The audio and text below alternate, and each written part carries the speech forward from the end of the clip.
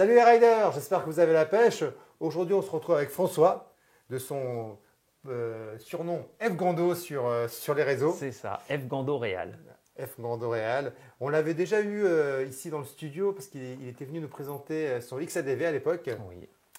Et là, on l'a suivi sur un projet un peu fou qui était de nous faire une jolie Transalp version Turbo 16. 205 Turbo 16. C'est ça, ouais. T16 Rallye Replica. Exactement, avec une magnifique. Alors, c'est pas du tout un kit déco comme on pourrait imaginer, mais c'est une peinture. C'est ça. Donc, elle est sublime. Même la selle a été personnalisée. Donc, on l'a suivi un peu dans ce projet un peu fou et on l'a équipé de. C'était l'occasion que François nous fasse un petit retour et donc qu'il nous dise ce qu'il pense réellement des feux et quel résultat ça donne en live, parce qu'on les avait présentés tout simplement avec Jean-Baptiste, mais c'était quand même dans le studio plutôt en statique. Bon alors, première impression. Eh bien, première impression, c'est juste incroyable. Je dirais même incroyable parce qu'il y en a deux. Non, vraiment, c'est assez impressionnant. C'était vraiment quelque chose que je voulais parce que je cherchais toujours le compromis en fait entre anti-brouillard et longue portée. Et j'avais pas forcément envie, déjà au niveau du câblage, au niveau de tout ça, d'avoir les longues portées en haut, les anti-brouillards en bas, etc. C'est toujours des contraintes, même si bon, les parcs-à-terre, etc., avec la moto qui tombe, on ne sait pas bien les positionner et tout. Donc voilà. Et quand j'ai vu les D7 Pro, sachant que j'avais les D7 normaux à l'époque, et en fait, justement, ce qui m'ennuyait, c'est que sur les D7 normaux, on ne pouvait pas changer les lentilles. Donc, tu pouvais juste, sur les D7 Pro, on peut juste changer la couleur de la lentille. Voilà. Et quand j'ai vu, du coup, je crois que c'était à l'ECMA, en avant-première, qu'ils en avaient parlé, qu'il était possible de juste rajouter ça, j'ai dit, ça peut être top. Et en fait, voilà, tu m'as expliqué que les D7 Pro, du coup, étaient sortis. Je me suis renseigné sur le truc. Et là, j'ai vu qu'on avait carrément deux circuits. En fait, deux circuits, voilà, sur un seul et même pod. Anti-brouillard et longue portée, ou même d'ailleurs que longue portée. On verra après avec les histoires de petites lentilles. Et donc, après, pas mal de câblage, etc., de questions concernant le dial dim ou le dual dim, ou etc., j'ai pu les essayer, en fait. Et d'ailleurs, j'ai même fait exprès de sortir tard le soir et d'aller en pleine forêt juste pour pouvoir les essayer complètement. Et pour d'ailleurs vraiment les mettre à profit, j'ai été sur une plage, du coup, à marée basse, juste pour voir jusqu'où et comment ça éclairait en largeur. Alors, juste pour préciser le propos de François, sur la Transalp de ma génération, il n'y a pas de canne smart, ça n'existe pas. Donc, en fait, si vous voulez vraiment exploiter le potentiel des D7 Pro, il faut installer un dial dim. C'est ça. Alors, le constat aussi qu'on a fait, c'est qu'il faudrait qu'on refasse un dernier test, effectivement, avec l'idée que tu as eue sur les clignotants. Oui. Mais on n'a pas pu utiliser la fonction clignotante sur cette Transalp, parce qu'en fait, on peut synchroniser les clignotants de la moto avec les feux. Mais on n'a pas pu le faire sur cette moto, parce que en fait, les clignotants sur cette Honda ont une double fonction. Ils sont clignotants et fonction de feu diurne. Exact. Et donc, ça nous a posé des soucis. Mais effectivement, peut-être qu'on devrait les câbler avec l'arrière, ça marcherait bien. Alors moi, je vais te redire deux, trois petites choses, Michel, parce que toi, tu connais vraiment bien Denali, etc. Donc, Dial Dim, Dual Dim, Trigger Wizard, et c'est quoi l'autre Can Smart, etc. Bon, moi, en fait, j'y connaissais à rien. Je voulais des Denali qui éclairent fort, loin, mais aussi en anti-brouillard. Donc, avoir les feux, c'est une chose, mais après, il faut les brancher. Donc, pour les brancher, il y a plusieurs solutions. Il y a le Can Smart. Donc en gros, le Can Smart, c'est un truc plug and play qui se met sur le faisceau d'origine de la moto et du coup, tout marche nickel. Tu me corriges si je me trompe. C'est exactement ça. Voilà. Ce que je disais, c'est que ça n'existe pas sur les motos qui ne sont pas multiplexées. La Transalp n'est pas réellement multiplexée et donc ça n'existe pas. C'est ça. Après, il y a le Dial Dim. Le Dual Dim ou le Dial Dim? Dial Dim. Ça, c'est quoi? Ça, c'est un dial. Tu vois, le Dual Dim, alors moi, je vais parler. Non, mais moi, c'est du Dual Dim que je parlais. Le Dual Dim. Voilà, qui est un interrupteur, donc on-off. Voilà. Oui, mais qui permet quand même de coupler tes feux de route et tes feux de croisement à tes feux additionnels. Voilà, donc du coup, comme ça, vous pouvez avoir les pleins phares ou les éteindre ou sinon les mettre à 50%.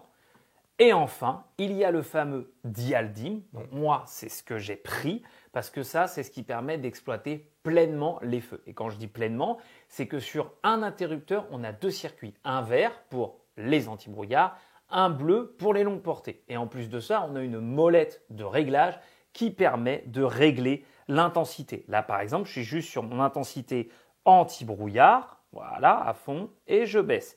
Et enfin, intensité longue portée.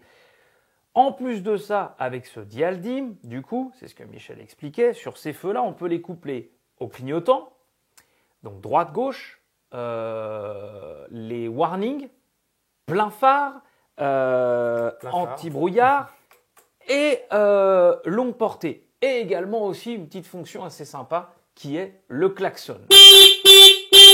Voilà, là, tu es vu et tu es entendu, tout simplement. Non, ce produit, il est hyper abouti. Il n'est pas très compliqué à installer dans l'absolu. Il faut juste bien repérer, en fait, là sur un Dialdim, il faut bien repérer tout simplement le plus après contact, mais à partir de ce moment-là, et puis je ne veux pas se tromper quand on fait le branchement gauche et droite, ça, ouais. Mais à partir de ce moment-là, c'est quand même relativement simple. Alors c'est sûr, quand vous avez un CAN Smart, c'est plug and play, c'est encore plus simple. Après, vous n'avez plus qu'à faire du paramétrage. Mais même avec un Dialdim, ça se fait bien, et puis on a pu tout exploiter. C'était vraiment top. Alors, tu as dit que tu as roulé la nuit, alors ça donne quoi? Bah, franchement, c'est excellent parce que réellement, j'avais un petit peu peur au niveau des retours des autres personnes en face. C'est ça qui avait peur. Voilà, je l'ai essayé sur 2 trucs, donc à la fois donc anti-brouillard, tac, voilà, je vais l'éteindre. Je l'ai essayé juste en fait en anti-brouillard au début et ça éclaire, mais vraiment très très très très large. Là, on ne se rend pas compte dans la pièce, mais vraiment ça éclaire quasiment à aller un bon, je dirais 70-80 degrés. Et pour la version du coup longue portée, je les ai mis de nuit à 20%. Et franchement, c'était largement suffisant. C'était même plus puissant que la plupart d'ailleurs des feux que j'ai eus. Et histoire de, je me suis aussi amusé à tout mettre en plein phare, genre à pleine balle. Et en fait, c'était assez impressionnant parce que ça éclairait même le haut des arbres. J'étais sur une route vraiment qui était assez arborée. Et vraiment, ça faisait un tunnel de lumière. C'était Star Wars le truc. Bon, excellent. Est-ce que tu as vu des défauts particuliers à ces D7 Pro? Alors franchement, en termes de défauts, j'ai envie de dire, au niveau de l'installation mécanique, j'aurais bien aimé qu'on puisse faire pivoter le phare légèrement comme ça. Alors on peut, mais en fait il faut utiliser donc le support comme ça, la hauteur, etc. Et c'est beaucoup de coups de vis. Ça aurait pu être pas mal, comme un peu ce qu'on utilise, un système un peu de bras magique, style un peu boule rame, en gros, très forte, pour pouvoir régler les feux exactement comme on le voulait. Je pense qu'on te les aurait piqués s'il y avait des boules rames, puis ça serait moins esthétique en plus. C'est vrai, ça serait moins esthétique. Ou un système un peu plus facile à régler. Après, par contre, une fois que c'est réglé, c'est vraiment réglé. Musical. Après, du coup, ce qui est quand même pas mal, c'est la facilité vraiment pour changer les supports. Donc moi, je les ai mis en jaune. Pourquoi? Parce que là, en fait, c'est du orange, les clignotants. C'était pour éviter qu'on confonde un petit peu trop les clignots. Mais du coup, en fait, on les a en orange, oui. On les a en blanc et on les a en jaune. Et moi, je les ai mis en jaune vraiment pour différencier. De toute façon, vous retrouverez un petit peu toutes ces manipulations. On les avait faites dans la première vidéo avec Jean-Baptiste où on présentait justement les D7 Pro. Et ce que j'ai aimé, voilà, c'est que c'est inclus dedans. Après, c'est vrai que franchement, au niveau du prix, en même temps, c'est bien que ce soit inclus dedans. Ça marche bien. On voit que la conception, elle est top. Franchement, tu l'immerges dans l'eau. J'aurais confiance d'immerger mon feu dans l'eau sans aucun problème. Ça reste vraiment du très très bon matos. Et un autre truc dont j'ai pas parlé aussi, c'est que j'ai parlé que j'ai roulé de nuit avec, mais j'ai aussi énormément roulé de jour. Et c'est vraiment important parce que, par exemple, la région parisienne, machin, etc., tu es quand même très vu, tu es très identifiable en tant que moto. Et franchement parlant, même en bouchon ou quoi, juste un petit appel de phare, tu vois vraiment le reflet des feux et même en plein jour dans les plaques des voitures, etc. Et tu vois les voitures se décaler directement, quoi. Donc ça, c'est assez sécurisant. Ouais, franchement grave. C'est vraiment un confort, sincèrement. Donc oui, il y a ce côté prix qui est un petit peu élevé, mais si tu fais le calcul entre des longues portées, plus des anti-brouillards, peut-être t'ennuyer un petit peu à l'installation, machin, etc. Ouais, et tout. Avoir un risque qu'il y en ait un qui merde au bout d'un moment si tu achètes sur, je sais pas, une marque une Non petite sérieuse. marque toute bête ou quoi, et de devoir refaire tout ton câblage et tout, là au moins tu sais que tu es tranquille. Moi franchement, j'avoue, je suis plus que content. Bon, bah top. T'as pas encore utilisé les feux en off-road? En off-road, non. Pour l'instant, j'ai pas encore trop tête. Sur ma plage, là, vite fait, mais c'est tout. J'ai pas trop osé. Je me suis dit quand même, je voulais pas trop rouler non plus sur la plage tard le soir, Oui, à marée basse en plus. Surtout que c'est interdit en France. Oui, c'est vrai.